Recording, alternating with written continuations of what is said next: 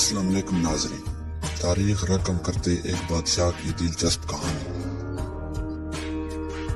اس سلطنت کے نوجوان بادشاہ کے داہنے گال پر پیدائشی داغ تھا۔ طبیبوں، ویدوں اور پیرو فقیروں، نسخے بازوں اور ٹوٹکوں کو آزمانے کے باوجود بھی وہ داغ ختم نہ ہوا اور اپنی جگہ بدستور موجود تھا۔ اس داغ نے نوجوان بادشاہ کو شدید احساس کمتری میں مبتلا کیا ہوا تھا۔ اس نے باہر نکلنا بالکل بند کر دیا تھا کہ کہیں اسے کوئی بدصورت ہی نہ کہہ دے۔ ایک دن دربار میں اپنے وزراء اور دیگر مصابین کے ساتھ بیٹھا اسی مسئلے پر بات چیت کر رہا تھا کہ اچانک ایک خوشامدی وزیر نے کہا، بادشاہ سلامت، میرے ذہن میں ایک تجویز آئی ہے، اس حوالے سے اگر آپ اجازت دیں تو پیش کروں۔ بادشاہ نے آہستگی سے کہا، اجازت ہے۔ خوشامدی وزیر نے کہا، بادشاہ سلامت، اگر آپ اس سلطنت کے ہر مرد کا دائنا گال دغوا دیں تو پھر کوئی بھی آپ سے زیادہ خوبصورت اور بڑھیا ہونے کا دعویٰ نہ کر سکے گا۔ بادشاہ نے جھونک کر اس کی بات سنی اور داد دیتے ہوئے کہا،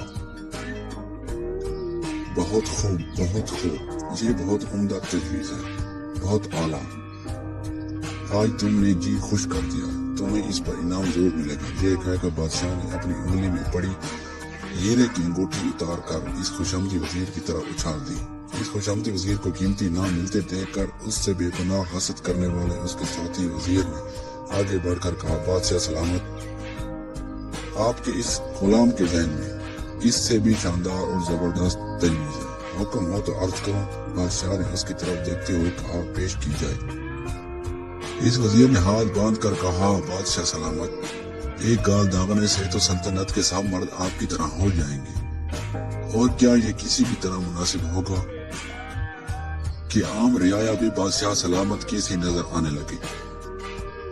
بادشاہ سمیت سب نے چونک کر اس وزیر کی بات سنی اور پھر بادشاہ نے کہا، تم آخر کہنا کیا چاہتے ہو، جلدی بتاؤ، اب ہم سے صبر نہیں ہو رہا۔ اس وزیر نے ڈرامائی انداز میں سارے دربار کو دیکھا اور بادشاہ سے مخاطب ہو کر بولا، میری یہ تجویز ہے کہ سلطنت کے سب مردوں کے دونوں گال دغوا دیں تاکہ بادشاہ سلامت کے سامنے کوئی بھی مرد ان سے زیادہ خوبصورت اور بہتر نظر نہ آئے۔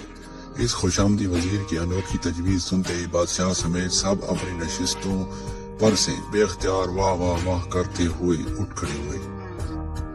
بادشاہ نے اپنے گلے میں پڑا ہیروں سے مزید انتہائی قیمتی اور بھاری ہار اتار کر اس وزیر کی طرف اچھال دیا اور ساتھ ہی وزیر اعظم کو حکم جاری کیا کہ سلطنت کے سب مردوں کے دونوں گال داغنے کے لیے فی الفور انتظامات کیے جائیں۔ پھر مورخین نے لکھا ہے کہ اس سلطنت میں سب سے خوبصورت مرد اس سلطنت کا بادشاہ ہی تھا۔